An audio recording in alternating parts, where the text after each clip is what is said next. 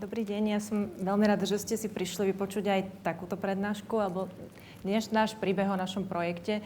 My sme si s Jurom, s mojím frajerom, ktorého pozdravujem, spustili pred časom taký projekt.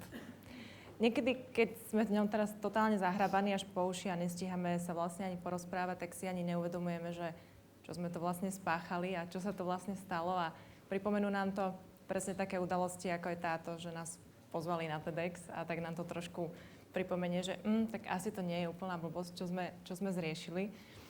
A celé sa to vlastne začalo tým, že mne sa asi 4 roky dozadu jedno leto proste pokazili náušnice.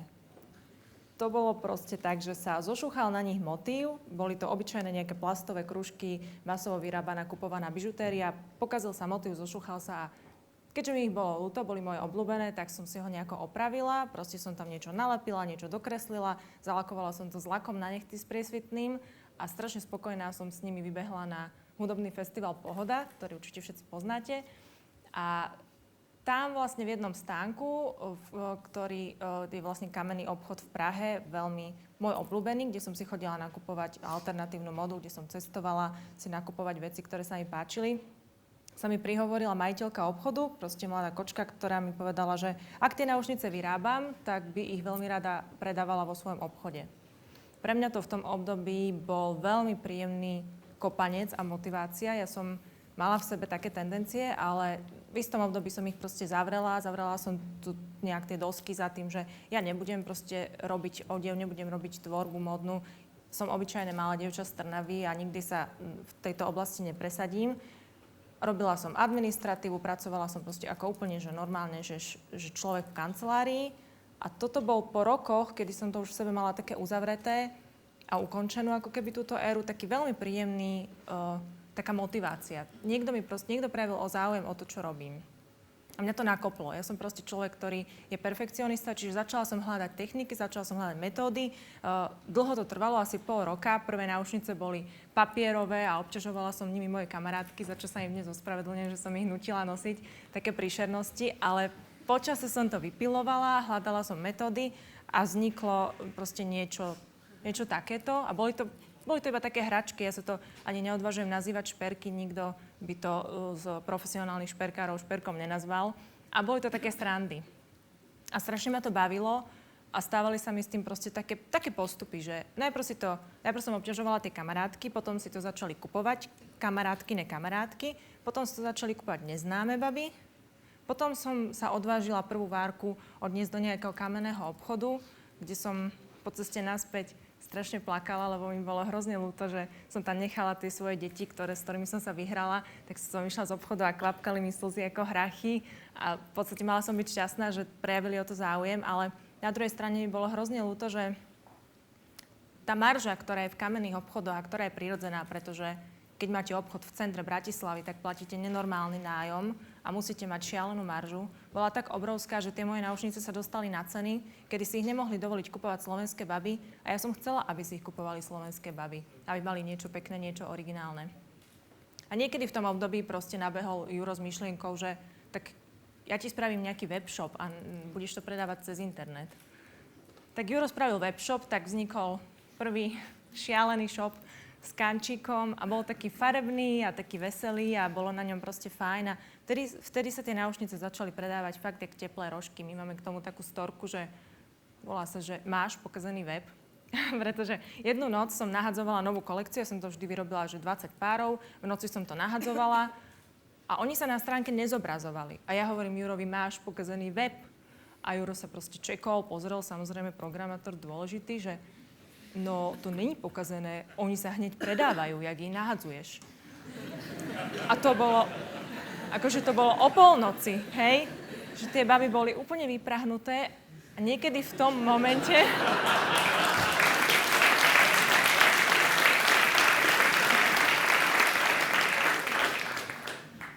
tak mi niekedy v tom období došlo, že toto už není normálne. A to není iba o mne a o mojej tvorbe, ale že tu vzniká úžasný priestor aj pre iných ľudí A že priznám sa, že aj zištne, ja som to už nestihala, ten dopyt naplňať. Proste už som nevládala. Ja som odišla z roboty, z normálneho zamestnania, robila som tie náušnice 8 hodín denne, mne to už začalo liesť na nervy. Akože normálne, že je manufaktúrna robota. A v tom období som aj spoznala hrozne veľa ľudí, ktorí niečo originálne vyrábali, lebo ak niekto vyrába originalitu, tak aj kupuje originalitu. Takže už som mala takéto gro a začala som do Jura hustiť, že poďme to otvoriť aj pre iných a poď do toho. A Juro strašne nechcel a strašne ma s tým niekam poslal, že ty si úplne, že naivka, ty si blázon, to nemôže ísť toto a dobre si to premyslí. A jak ma poslal teda preč, tak ja som si spravila také kolečko, po kamarátoch, po známych, po ľuďoch, ktorí robili projekty. V tom období som sa veľmi veľa rozprávala s ľuďmi a malo to rôzne podoby. V tom období bolo Saši chvíľu v mojej hlave kamenný obchod s kamarátkou. Sme si strašne pri víne plánovali, jak spustíme kamenný obchod, budeme tam predávať iba samé originálne handry a na druhý deň z toho bola kocovina a nič viac. A potom to mala byť neziskový projekt, galéria, kaviareň. Zo všetkého ma ľudia odhovárali. Kvôli byrokracii, kvôli peniazom, kvôli starostiam.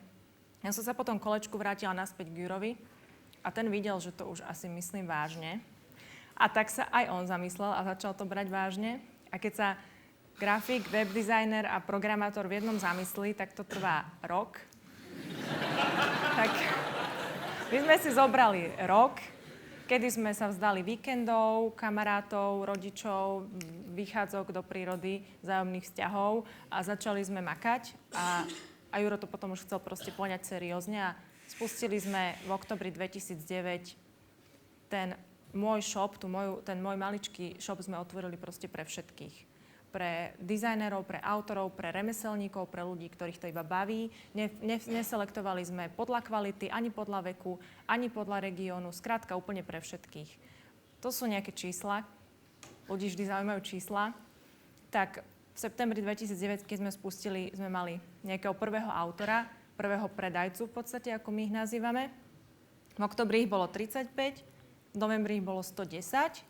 S tým sme počítali. Také nejaké čísla sme asi mali v hlave, že ja som vedela, že tu je diera. Ja som vedela, že ten shop bude mať proste nejakých ľudí, ktorí sa chytia. Rátali sme s nejakou stovkami autorov a predajcov.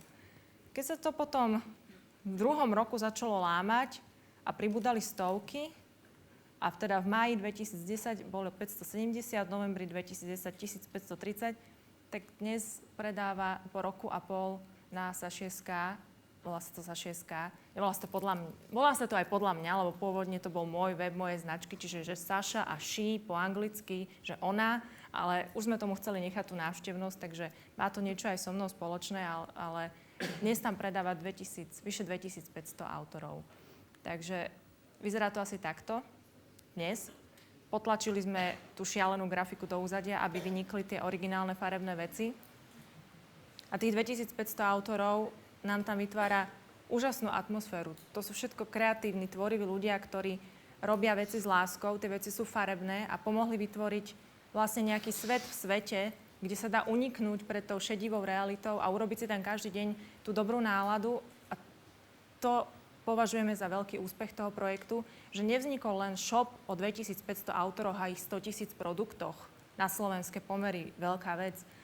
Ale vznikla komunita ľudí, ktorí sa chcú stretávať, ktorí sa chcú rozprávať, ktorí chcú robiť eventy, ktorí si navzájom radia. To považujeme za najväčší úspech, že okrem predaja ako takého je tam komunita ľudí a je tam farebný svet. Asi všetci pociťujete niekedy preťaženosť z práce, všetci hľadáte nejaké úniky. Ja sama obdivujem ľudí, ktorí sa odsťahujú niekam na lazy a tam chovajú kozy a pestujú zeleninu a úplne, že proste uniknú. A nie každý z nás má teda možnosť sa niekam odsťahovať a utiec. A také tie malé úniky hľadáme každý deň nejakou svojou cestou a jedným z veľmi jednoduchých a veľmi efektívnych únikov môže byť aj tvorba. A uniknúť si do tvorby je strašne fajn. Možno, že si pamätáte také tie pocity z detstva, keď už ste to možno dávno nerobili, možno od základky. Mnohí z vás niečo netvorili. Ja som si istá, že sú tu ľudia, ktorí od základnej školy nechytili do ruky nožnice, nelepili. Taký ten pocit, keď tvoríte, až si pomáhate s vyplazeným jazykom a úplne zabudnete na realitu a pracujú ruky a nepracuje hlava a nefungujete tým bežným spôsobom ako každý deň rutínne v práci, tak ten pocit aj my dávame možno priestor a motiváciu na to, aby si to ľudia skúsili, lebo tvoriť je skvelé. Tvorenie je úžasný relax, je to dokonca arteterapia, by som povedala. Ľudia si oddychujú, ale má to ešte aj ďalší level a to je ten, že keď niečo vyrobíte, možno sa to niekomu zapáči a to je už tá autorská hrdosť, že ja si pamätám proste totálnu eufóriu. Môj asi najkrajší pocit bol, keď som niekde išla po Michalskej ulici a stretla som babu, zbadala som úplne cudziu holku, ktorá mala na ušiach moje náušnice. To bol pocit, že kus mňa kráča na cudzom človeku a ja som nevedela, či sa mám za ňou rozbehnúť a obťažovať ju, že to je moje, to som ja, to je kus mňa na tebe. Tak som sa iba tak za ňou pozerala a bolo to strašne fajn. A takých ľudí vlastne, ktorí majú možnosť dosiahnuť tento pocit cez to, je veľa a dostávajú spätnú väzbu a môžu vlastne sa rozvíjať v tej tvorbe, lebo to je pre autora strašne dôležité. Nerobiť do zásuvky, nerobiť doma do šuplíka, že nikto to neuvidí, motivácia ide dole, ale práve, že idú hore, rastú, dostávajú kritiku pozitívnu, možno niekedy negatívnu, posúva ich to. Skrátka, tá tvorba sa vyvíja. Príklad z tých 2501, naša takouto marketingovou rečou top predajkyňa, proste holka, ktorá má u nás na konte predaných 680 párov náušníc. Začínala pred rokom a pol u nás navliekaním korálok na šnúrku, ale robila to dobre, robila to pekne, babám sa to páčilo, ale ona sa nezastavila. Ona investovala tie peniaze, ktoré zarobila, zlepšovala techniku, spravila si kurzy, mohla si začať nakupovať materiál, mohla začať sa zlepšovať a ona začala tepaťkou zasadzať do ňoho drahé kamene a dnes proste vyrába profesionálny šperk a tou tvorbou sa živí. Človek, pre ktorého to bol koníček, sa dnes tou tvorbou živí. A mňa na tom všetkom úplne najviac baví to, že to sú príbehy ľudí, ktorí... To sú všetko Saši ľudia. Toto, čo tam vidíte, to sú profilové fotky ľudí z webu. Tých 2500 ľudí, možno, že ich tam nie je 2500, možno viac, možno menej, možno sa túto chvíľu, čo sa tu rozprávame, pár autorov pribudlo, pár desiatok vecí sa predalo. A mňa to najviac baví, že to sú životy vlastne tých ľudí, ktoré sa premietajú aj cez ten web, sú to ich príbehy. A ak vás čokoľvek z toho, o čom tu vlastne teraz hovorím, nejakým spôsobom zaujalo a hľadáte vy cestu a teraz si hovoríte, no dobre, ale ako na to a kde si to skúsim a ja neviem, tak keď pôjdete na prestávku, tak rovno za dverami tejto miestnosti sme pripravili pre vás tvorivé workshopy, niečo, kde si môžete konečne vyskúšať to, čo ste si možno neskúsili 10, 20, 15 rokov od základky a budete zase lepiť lepidlom a budete strihať s nožničkami a budete si vytvárať niečo kreatívne, možno, že sa zapatlete od farby. A ja by som každého z vás dnes chcela vidieť, ak si vetrá tú hlavu tým tvorením a baví sa a možno pritom vyplazuje jazyk a úplne sa zabúda niekde, pretože z toho môžu vzniknúť veci možno na takejto úrovni a možno nie, možno z toho bude iba hra. Možno vám bude len chvíľu dobre a chvíľu zabudnete na bežné povinnosti.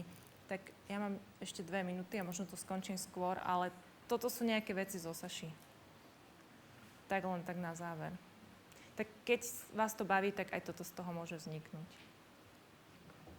To je všetko.